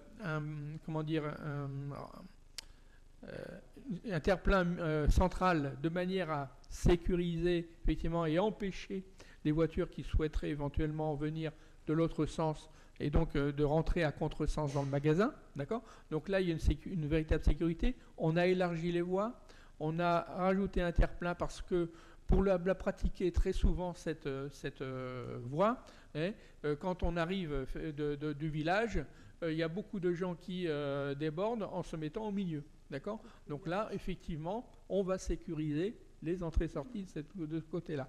Donc ça a un impact important pour nos concitoyens, pour la sécurisation. Sur l'autre avenue Joliot-Curie, il va y avoir deux impacts importants qui vont avoir un impact positif pour nos concitoyens. Entre autres, je dirais, on a une piste cyclable que l'on souhaite depuis longtemps prolonger jusqu'à l'entrée jusqu'au rond-point, d'accord ? Donc là, elle n'a pas abouti parce qu'on a eu des problèmes pour obtenir le foncier nécessaire. Donc là, on va pas dire qu'on fait Lidl à Malmaux pour faire une piste cyclable. Non. Non, mais j'explique. Le problème est plus complexe que ça. Il va plus loin que Malmaux. Et il va dans ce système économique qui est négatif. Sur ce point-là, qui ne convient pas à notre activité, qui est principalement agricole et autour des productions alimentaires. Bon, on va revenir sur ce point-là. Donc au niveau de la sécurité, vraiment, il y a eu un travail de fond qui fait qu'on a permis de sécuriser suffisamment les entrées-sorties. Non, pas suffisamment à mon sens. Donc, tout est encore perfectible, mais ça va vraiment dans le bon sens. Je peux te couper, puisque ça fait ping-pong là. Sur la sécurité, est-ce qu'on a un avis de service route du département sur le projet là ? Ben là, ce qu'il va y avoir effectivement, donc le permis de construire n'est pas encore déposé. Oui, mais ils peuvent solliciter un avis avant de déposer pour savoir si c'est validé. Parce que si on dépose et qu'il y a un problème de sécurité, on va tourner en rond, quoi. Non, mais le PUP, en fait, la voirie est métropolitaine maintenant. Elle n'est plus départementale. Alors un avis de la métropole. Voilà. Et vu qu'ils ont travaillé au PUP, c'est avec ce PUP et cette convention qui valide l'entrée-sortie du Lidl. Si c'est élaboré avec eux... sécurité, c'est validé. Et ça passe en conseil métropolitain jeudi prochain, le 18. Et alors sur l'aspect justement, effectivement, donc je te rappelle effectivement, comme on l'a rappelé, que dans un premier temps, on a saisi la CDAC parce qu'effectivement le projet amenait énormément de questions, et entre autres la question concernant l'impact sur l'activité économique, d'accord, pour laquelle il n'y avait eu aucune analyse, etc. D'accord ? Donc en fait, on a, par rapport à ça, il y a eu effectivement un certain nombre d'analyses qui ont été réalisées, qui ont montré effectivement sur un sondage que on a à peu près 46% de la population qui va faire ses courses à l'extérieur, ok, voilà, Ce qui ne changera rien, ça c'est la périurbanisation. On va chercher, on va faire à côté de son travail. Alors, on va essayer d'écouter. On a compris ta posture et ta position contre Lidl. Je pense qu'il faut laisser exprimer Philippe sur tous les arguments qu'il a travaillé par rapport à ça. Et justement, les refus en CDAC ont été travaillés point par point, sans le couper.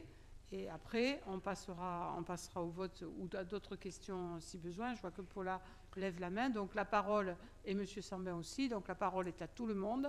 Bon. Donc merci de respecter ce temps de parole. Et on va essayer de le limiter parce qu'il est déjà je vais essayer d'aller 22 heures et on a encore quelques rapports. Donc on a la possibilité donc, de récupérer, d'après le sondage qui a été fait, l'analyse qui a été faite, c'est à peu près 5% en permanent et 20% en occasionnel.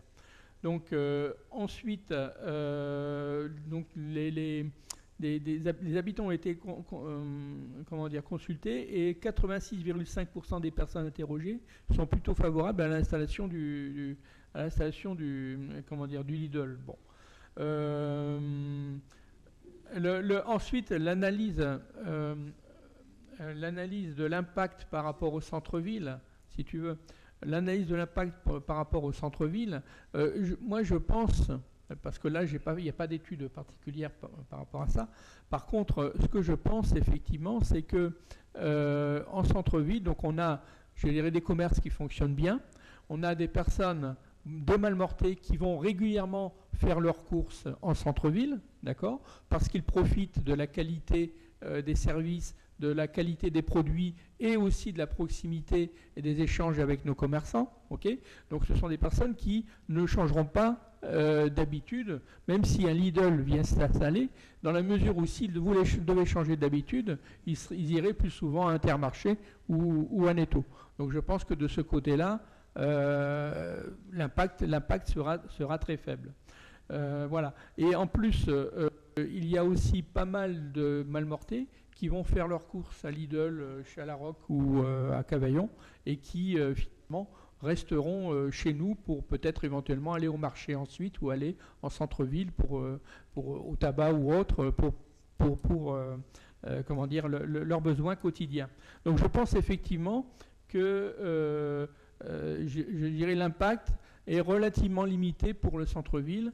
Peut-être qu'il le sera plus, effectivement, vis-à-vis de Netto et d'Intermarché. Voilà. Concernant Lidl, effectivement, Lidl souhaite aussi s'impliquer dans la vie économique et associative locale. Et elle a proposé, effectivement, tu parles des producteurs locaux, elle a proposé la création de casiers. Donc le casier, click and collect. Donc on est en train de travailler avec eux. J'ai eu encore la responsable lundi au téléphone pour en parler. On va se réunir dans pas longtemps pour voir comment on peut mettre ça en place. D'accord ? Donc effectivement, la création de casiers réfrigérés qui seront ouverts d'abord à nos producteurs locaux. Donc justement, nous avons cette chance d'avoir ce marché des producteurs qui s'est mis en place sur la place de la Poste, d'accord. Et je suis allé à l'inauguration, comme tu le sais, et j'en ai discuté justement avec ces producteurs locaux qui m'ont dit que c'était une bonne idée, une excellente idée. Et ça peut venir, si tu veux, en complément, déjà, rien que pour nos producteurs locaux, en complément de ce marché des producteurs. Les produits invendus pourraient être installés dans les casiers et éventuellement les gens qui rentrent tard le tard peuvent aller chercher un fromage, des asperges ou autres dans ces distributeurs. Donc effectivement, Lidl a cette volonté effectivement de participer un petit peu à l'activité économique locale. Et puis n'oublions pas que Lidl va créer une vingtaine d'emplois, d'accord ? Bon, donc ce qui est aussi positif pour notre économie. D'un autre côté, moi, je n'ai pas d'opinion, je suis plutôt pragmatique. On a fait le job dans un premier temps en repoussant le permis de construire tel qu'il avait été déposé parce qu'il y avait énormément de points qui n'allaient pas. Ça a incité Lidl à travailler avec nous pour essayer de faire en sorte que, les aspérités soient supprimées. Et puis, à un moment ou à un autre, c'est du privé. Donc, s'ils veulent s'installer là, ils sont sur un terrain privé. Et tant qu'effectivement, il n'y a pas d'exigence qui soit juridiquement opposable, d'accord, eh bien, la CDAC, on ne va pas pendant 10 fois relancer la CDAC. Bon, voilà. Donc effectivement, le problème, c'est qu'on ne va pas perdre son temps à lancer. Voilà. Alors quand même, oui. cette analyse, elle remet en cause elle remet en cause l'analyse de toutes les agences d'urbanisme. On a la chance que l'OPA s'intéresse à notre commune. On en a discuté avec l'OPA. Merci, c'est très clair. C'est très clair. De ne pas monopoliser la parole. Je ne monopolise pas. Non, Thierry, je veux juste dire. Non, il faut demander l'avis de l'OPA. Non, mais attends, l'avis de l'OPA, c'est pas l'avis de tout le monde, c'est l'avis de quelques personnes que tu as vues, d'accord ? Ça, c'est le premier point. En plus, effectivement, l'avis de l'OPA, c'était en fonction d'un contexte dans lequel, effectivement, on a travaillé sur un projet, voilà, etc. Mais moi, je pense que ce qui est important, effectivement, c'est l'avis aussi de la majorité, d'accord ? Et on peut avoir aussi. Quelquefois nécessité. De Paula, voilà. Et puis après, Monsieur Sambin.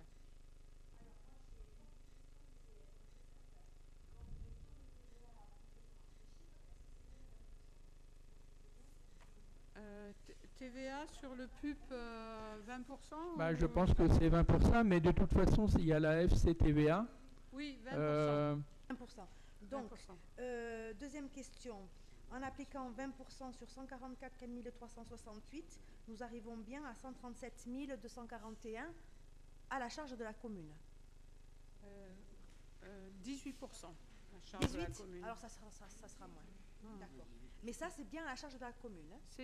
Quand tu fais un PUP, il y a... Et pour finir, je lis une participation en numéraire 485 000 €. Et là, je vais vous demander d'éclairer ma lanterne parce que c'est peut-être un jargon. Oui, c'est un jargon PUP. Une participation en nature de 42 000 c'est €. C'est sous quelle forme? C'est la fameuse bande de terre. La fameuse bande de terre pour amener la piste cyclable. Voilà, ça c'est ça. Il n'y a pas d'enveloppe ni de nature. Ah, mais je pensais à autre chose. Je pensais pas. Ah oui. C'est comme ça que ça s'écrit dans un PUP. D'accord. Bon, c'est bon. Monsieur Sambin. Oui, moi j'ai assisté aux échanges. Je suis un peu surpris quand même qu'un élu de la majorité fasse la promotion de Lidl. Alors je ne fais pas la promotion de Lidl, je suis désolé. Comme je l'ai dit tout à l'heure, on est pragmatique. Après, et à un moment ou à un autre, il faut avancer. Moi, je suis ni pour ni contre. Moi, c'est pareil. Bien au contraire, oui. Par contre, je trouverais génial qu'on fasse un référendum local sur ce sujet. Et ça ne sert à rien. Parce qu'aujourd'hui, on nous dit, les sondages disent 86% des Malmortais iraient, puis iraient plus à La Roque ou à Cavaillon ou quoi. Faisons un sondage. Laissons les producteurs agricoles s'exprimer pour dire si vraiment ils trouvent que les casiers, c'est la solution pour eux. Oui, mais légalement, est-ce qu'on peut dire non après? Moi, je pense qu'il faudrait... Parce que c'est un sujet qui peut être soumis à un référendum local. Il n'y a pas de souci. Alors, on ne pourra pas poser la question directement, vous voulez ou pas un Lidl, mais pour dire sur l'aménagement du territoire, on pourrait poser la question. Moi, je ne prends pas la responsabilité de faire un supermarché de plus à Malmort. Et ceux qui le font aujourd'hui, eh bien, ils en prennent la responsabilité. Mais on est un village, si on fait... Alors, j'ai rien contre Lidl, parce que moi, je vais faire mes courses souvent à Netto, et je préfère Lidl, ils sont moins chers que Netto. Mais pour autant, il faudrait que cette question-là, elle ne soit pas soumise au délire sur lequel j'ai assisté sur Facebook quand on a dit on saisit la CDAC. Ça voulait dire la mairie était contre le Lidl. Et puis maintenant, on a l'impression que ce soir, la mairie est devenue pour parce qu'on va avoir des casiers et qu'ils vont prendre en charge une partie du coût du rond-point. Mais laissons les Malmortais décider par un référendum. Il n'est pas contraignant d'ailleurs le résultat du référendum. Enfin, si on va contre la majorité, ça ne serait pas trop... Mais justement... Le référendum, il est favorable. Tu ne peux pas empêcher après quelque chose qui est légal et dont les gens ont le droit de le faire. C'est que consultatif un référendum. Et dans certains cas, il peut être contraignant, mais c'est pour ça que je dis qu'il faut faire attention à la rédaction de la question. Là, il y a une question, il y a certainement une façon de poser la question qui détourne le sujet. On ne peut pas être pour ou contre le référendum, pour ou contre le Lidl.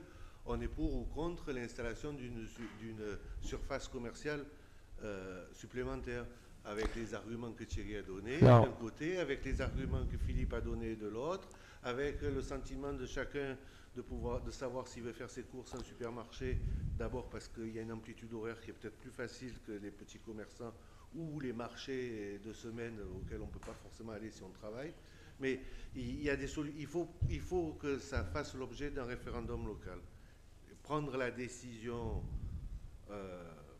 sous prétexte qu'on a obtenu une majorité il y a 3 ans, pour moi c'est dangereux. C'est un sujet de société. C'est un choix. Non, c'est pas un sujet de société. Non, c'est alors un référendum. Je vais te renverser la question. Tu fais un référendum. Hein, tu as une partie de la population. Comme on est autour de cette table, hein, certains sont pour, certains sont contre, et on a chacun notre opinion par rapport à cela. Tu fais un référendum, tu te trouves, comme on s'est trouvé une fois à une réunion publique, à une majorité qui ne se ressort pas, un 50-50 par exemple. À un moment donné, il y a bien quelqu'un qui va prendre une décision là-dessus. À un moment donné, tu as bien un terrain privé qui a été saisi par Lidl en promesse de vente, voire en achat là-dessus, et tu as bien des avancées. Tu as la liberté d'entreprendre. Tu as un tas, et comme dit Paula, c'est peut être que consultatif. Donc à un moment donné, tu risques d'engager... On s'était posé la question l'an dernier quand on cherchait le million qui nous manquait pour le fonctionnement. On fait pour la piscine, est-ce que vous êtes pour ou contre fermer la piscine? Et si tu as des gens qui te répondent que de toute façon non, parce qu'ils ont leur propre piscine, ça ne va pas refléter la population qui va venir à la piscine parce que eux, ils n'en ont pas. Donc là, le référendum, il a ses dérives. Et vraiment, moi, je ne suis pas pour un référendum qui nous remettrait dans une difficulté autre sur des postures, sur des conceptions. Après, chacun est libre d'aller à Lidl ou pas. Voilà, selon ta propre conception, tu ne vas pas à Lidl. Voilà. Mais par contre, on a aussi le souci de répondre à une population, à un pouvoir d'achat que certaines familles ont du mal à finir leur fin de mois et à joindre les deux bouts, et qui sont là-dessus, sur le prix de l'essence parce qu'ils vont à Lidl ailleurs.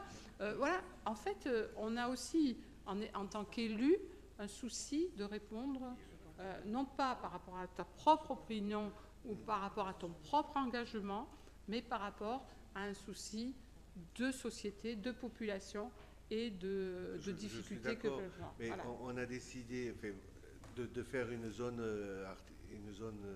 industrielle ou artisanale, je ne sais pas comment on appelle, zone économique, du côté derrière la rue Craponne. Oui, chemin de Salon. Voilà. Et là, on va implanter une grande surface à l'entrée de Malmort. Donc, mais ce terrain, il est existant. Moi, cette zone-là, lorsque Pomme Alliance s'est installée, le terrain zone artisanale, c'est pas moi qui l'ai créé, c'est le POS.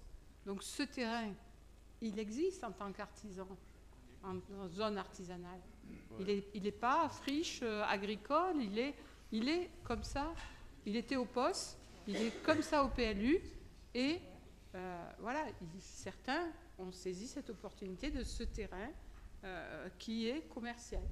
Voilà. Aujourd'hui, mais demain, quand le SCOT sera voté, non. Le SCOT, il interdira ce genre d'implantation dans ces endroits-là. Ouais. Mais le SCOT, il est en enquête publique. Et il est Donc pas aujourd'hui, voté. on se dépêche de détourner le SCOT. Non, on ne se dépêche pas. Ouais. Cette zone, elle restera comme ça, de toute façon. Il ne sera pas déclassé, ce terrain. Non, mais il ne sera pas déclassé. Donc, mais ce que il va sera interdire, toujours... c'est l'implantation des commerces dans des zones qui sont, a priori, des zones pour des activités productives et non pas des activités commerciales. Éric. J'entends que côté de la métropole, on a parlé du code de l'urbanisme. Il y a quand même toute une série d'autres procédures, je ne sais pas si elles sont en vigueur, si elles sont aussi des codes à appliquer, du code de l'environnement. Par rapport à l'approche environnementale, socio-économique, c'est un dossier qui doit être soumis à ce qu'on appelle une procédure cas par cas. On n'en a pas parlé. Si ce dossier doit être voté, il est impératif d'avoir un avis là-dessus. Une procédure cas par cas, il faut monter un dossier. Il y a une procédure, l'autorité environnementale donne son avis. Et là, il y a le parking qui est de 50 places, c'est ça? Donc, normalement, c'est un dossier qui est soumis à cette procédure, au titre du code de l'environnement. Donc, déjà, on a du mal à se prononcer aujourd'hui si cette procédure en parallèle n'est pas engagée, parce que derrière, ça veut dire que le projet peut être soumis à l'étude d'impact. Et ça, on ne sait pas. Il faut déjà passer par cette procédure-là. Après, c'est peut-être une étape suivante. Deuxièmement, est-ce que le dossier est soumis à la procédure que vous parlez de manière oui ou non? Et il y a deux rubriques de rédaction qui peuvent le concerner. Donc, il faut répondre à cette question. Parce que si on ne fait pas les dossiers, les deux, ils sont au courant, ils savent faire ces dossiers. Mais là, pour voter cet équilibre, pas obligatoirement, puisque... pardon, Philippe, tu peux répondre... Non. Oui, mais de toute façon... Non, ce genre de choses, ça va être analysé quand le permis de construire sera déposé. Bon, il y a un règlement, effectivement, concernant... il faut qu'il s'attache à faire ce dossier, à répondre aux arguments de Thierry, parce que c'est l'objet du cas par cas. J'ai lu la convention.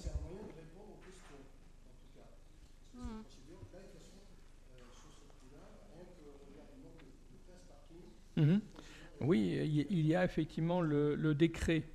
C'est un décret numéro 2023-1208 du 18 décembre 2023. D'accord, donc qui est très récent, justement, qui est... Ah non, moi je ne te parle pas de celui-là. Il y a un décret effectivement qui concerne effectivement un certain nombre de règles pour la création de parking, concernant effectivement la réalisation de surfaces végétalisées ou d'ombrières photovoltaïques. Donc pour les parkings au-delà de 500 mètres carrés. Ombrières, parking, ça c'est la partie technique, parce que le code de l'environnement, c'est depuis 2016. Voilà. Donc, en tout cas, le dossier sera analysé par rapport à ces exigences.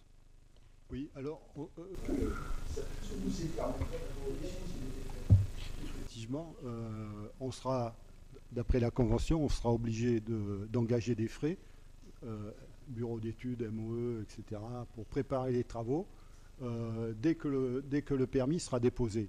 Alors, si effectivement il manque des éléments et que... on ne sait pas le résultat. Non, mais là, aujourd'hui, la Convention nous impose. Non. Aujourd'hui, si c'est voté la semaine prochaine à la métropole, on est obligé d'engager des Absolument études, pas. des Normalement, dès le début c'est au moment de l'acceptation du permis de construire. Non, et l'acceptation, ça, c'est les travaux. Mais relis bien la Convention. Moi, je suis contre le fait que la commune finance Lidl. Et on ne peut pas faire autrement. Non. Et on est au minimum possible. Au maximum. Un PUP, c'est un partage entre métropole, commune et Lidl. Donc, on est au minimum. Alors, voilà. Au minimum de trucs, bien sûr. Parce que si... Ouais. Oui, parce que si le permis est déposé avec la moitié des pièces qui manquent, on est quand même obligé de faire les études. On demandera toutes ces étapes. Le PUP est une étape. Après, s'il y en a d'autres, au cas par cas, le code de l'environnement, la loi sur l'eau, le décret du parking, je sais avec les services urbanisme qu'on a et l'instructrice rigoureuse que nous avons, que il n'y aura rien qui passera au travers. Donc voilà.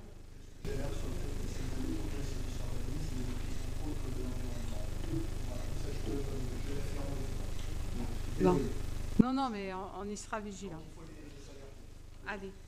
Je propose qu'on passe ce rapport numéro 13 au vote pour pouvoir poursuivre. Et c'est vrai que étape après étape, les projets avancent. Et en tout cas, je m'engagerai avant le dépôt du permis de construire par Lidl qu'une réunion publique soit faite pour cette présentation-là. Voilà. Je propose un amendement à la Convention et de mettre effectivement que les études sont... enfin, je ne sais pas, il faut mettre un préalable au lancement des études. Il faut que le permis soit au moins complet, même que tous les éléments du permis soient complets. S'il en manque, ça ne va pas.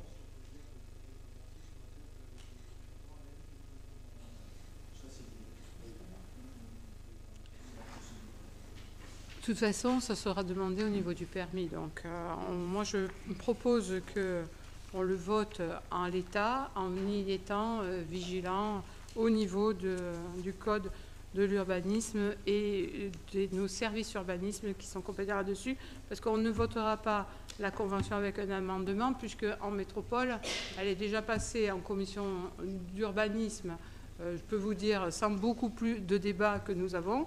Nous sommes beaucoup plus tatillons, mais c'est très bien, c'est notre commune, hein, et qu'il faut que jeudi en métropole, elle passe pour être non attaquable à l'identique aussi que par rapport à ce que la métropole nous a fourni jeudi 18. Voilà. Et à qui je peux m'adresser pour défendre ma position dans la métropole? À quel conseiller je pourrais m'adresser? Je pense que M. Platon, vous connaissez toutes les arcades de trucs, puisque vous n'avez pas fait un recours sur la modification numéro 3 du PLU.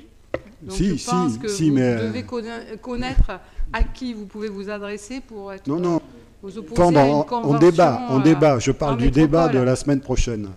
Le débat de la semaine prochaine. Si vous votez ce pub pour Lidl, moi j'aimerais bien qu'il y ait un conseiller qui défende l'opinion d'un certain nombre de personnes, d'agences d'urbanisme, etc. À qui je demande ça? Non, je peux l'appeler et lui demander. Ça n'existe pas. Il faudrait mais vous devez les suivre, les conseils métropolitains en visio. Vous devriez, parce que je pense que jeudi prochain, on doit avoir à peu près 400 rapports. Oui. Et que, voilà, le débat n'est pas du tout comme un conseil municipal. Ouais. Hein, mais enfin, bon, ça fait 4h30 que nous sommes en séance, donc je propose qu'on conclue. Moi, alors, juste une petite Oui, Philippe, on va passer au vote. Dernière petite remarque. Dans la Convention, il est indiqué que la commune s'engage à lancer la consultation de maîtrise d'œuvre à la délivrance du PC. C'est noté. À la délivrance du PC. Voilà. Il n'y a rien sur les études. Moi, je ne vois rien sur les études. Oui. Allez, moi, je ne vois rien. On vote. Qui est contre? Qui est contre? 2. Qui s'abstient? 3. Ah, pardon, je me suis trompée. Non. Je me suis trompée. Donc on refait. Comme ça, on met les noms. Qui est contre? Voilà. Qui s'abstient? Et donc vote à la majorité.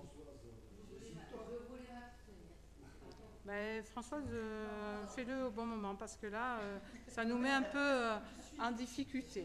Donc, ouais.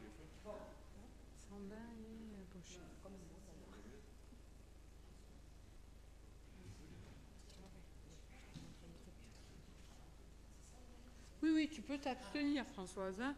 Je dis de réagir au bon moment, mais je ne m'oppose pas à ton abstention. Hein. Voilà. Allez. Christian, le numéro 14. On a l'habitude, on passe vite, hein, tu lis pas les... C'est le versement d'une subvention d'aide au ravalement de façade à Madame Ragliano, Claudine. Oui, on est d'accord. Rogliano. Oui. Non, il y a quand même une chose à dire, c'est qu'on lui avait accordé le 16 novembre 2022 cette subvention, mais que l'entreprise a rejeté son devis, s'est désisté. Donc elle a refait un autre devis qui est un peu plus cher. La dernière fois c'était 3 468 €, et ce coup-ci c'est 4 277,52 €. Donc le versement d'une subvention, il est approuvé aux membres du conseil municipal d'approuver le versement d'une subvention de 4 277,52 € à Madame Ragliano, Claudine Rogliano, domiciliée 78 rue de Gérard Philippe, pour une aide au ravalement de façade et des clôtures sur les biens situés au 78 rue Gérard Philippe à Malmort, au titre de l'opération de façade. Et d'imputer les dépenses pour la subvention de l'opération façade centre-ville sur le crédit ouvert au budget 2024 de la commune, section investissement, chapitre 204, compte 20 422. Et d'autoriser Madame le maire à effectuer toutes les démarches utiles et nécessaires à l'application de cette présente délibération. Bon, on a l'habitude de ce type d'aide aux façades. Qui est contre? Qui s'abstient? Donc vote à l'unanimité. Merci. Le rapport numéro 15, c'est moi qui le présente. C'est la création d'emplois permanents. Donc il s'agit de créer des emplois permanents suite à un départ pour mutation. Une secrétaire administrative chargée d'accueil à la population, catégorie C. Créer des emplois permanents pour répondre aux besoins des services techniques, on en a parlé dans le budget, c'est 2 agents polyvalents aux services techniques, catégorie C. Et de modifier les emplois permanents ci-dessous suite à des avancements de grade, des promotions internes et des réussites au concours. Donc félicitations à un ATSEM qui a eu son concours.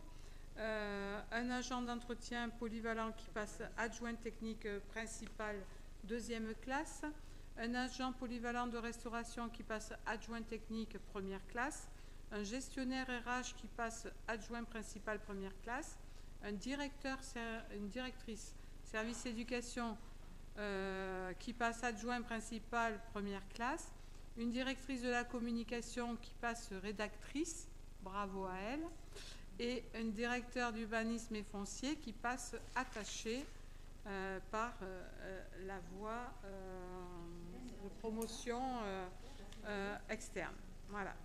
Donc dire que les crédits ont été prévus au budget primitif et autoriser Madame le maire à effectuer toutes les démarches utiles et nécessaires à l'application de la présente délibération. OK ? Vous êtes en accord avec tout ça? Bon, bah, de toute façon, les emplois, là, les modifiés, c'est lié au concours, grade et tout. Donc, on suit. À partir du moment où les agents s'engagent en formation, on suit après dans les nominations par rapport aux agents. Qui est contre? Qui s'abstient? Et donc, unanimité. Merci à vous. On en termine enfin avec rapidement les événements. Le 28 avril à 11 h, une commémoration des déportés. Le 8 mai à 11 h, la victoire du 8 mai. Le 8 juin à 11 h, mort pour la France en Indochine. Ça, c'est toutes les commémorations. Et le 12 juin à 9 h 30, au monument Sainte-Anne à Lambesque, les commémorations intercommunales avec départ de bus pour nos chorales, les porte-drapeaux et nos scolaires. C'est les 80 ans, d'accord. Pour information, le Festival du Pont des Arts, 15 juin, samedi, il y a la fête de la Saint-Jean, 21-24 juin. Le Festival de la Paix, c'est nouveau, le 29 juin, au Parc des Deux Canaux.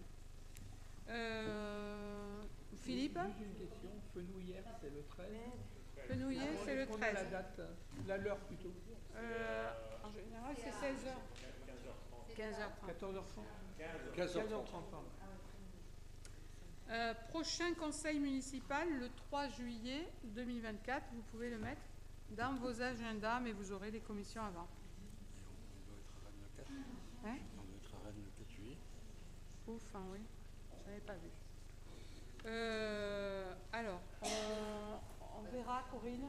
Il y aura peut-être une petite modification parce qu'on a un rendez-vous à Rennes le 4 juillet, donc ça va être compliqué au matin. La foire de printemps, oui, bien vu. Le 26 mai. 26 mai. On l'a dit. Des questions sur les décisions du maire? Non? Ah oui. J'ai une remarque, juste une information. Les élections pour le 9 juin, avec votre présence obligatoire et vos demandes qui a été faite par notre service des élections pour les bureaux et la tenue des bureaux. Donc merci d'y répondre. Oui, juste une information, c'est sur le pump track, mais on ne reviendra pas, j'en ai déjà parlé. Mon petit-fils s'est cassé le bras samedi dernier sur un pump track. Ah, ça arrive, hein. Ça arrive. Bon, et sinon, dans les questions diverses, je voulais poser la question sur Pacte. Pacte. What's Pacte? Le plan d'accélération de la transition écologique lancé par Madame Vassal en novembre et que plein de communes ont signé des conventions. Et donc, je trouve que c'est très intéressant. Il y a des axes de travail qui sont fixés et qui correspondent à ce qu'on préconise depuis des années. Et donc, ça serait bien qu'on réfléchisse ensemble avec le comité environnement sur les propositions qu'on pourrait faire dans ce sens. Il n'y a pas de souci. Alors, on a repoussé au prochain conseil, parce qu'on savait que celui-là serait très chargé. Donc, on aura cette convention du pacte et un travail là-dessus. On aura une présentation des zones d'accélération et d'exclusion des énergies renouvelables, puisqu'on a eu une réunion en préfecture et il faudra passer une délibération. On a un retour de la préfecture. Qu'est-ce qu'ils en pensent de ce qu'on a proposé? C'est très bien, il faut qu'on passe la délibération. Et on aura aussi la présentation du PEDT par le service éducation avec un petit PowerPoint. Donc ces 3 rapports, on les a repoussés. Ils devaient être là, mais ça aurait été trop chargé. Et ça aurait été dommage, vu le travail réalisé, de le bâcler. Donc ils seront au prochain conseil. Voilà. On n'a pas plus de questions diverses aujourd'hui, vu le temps. Nettoyons le sud. Ouais.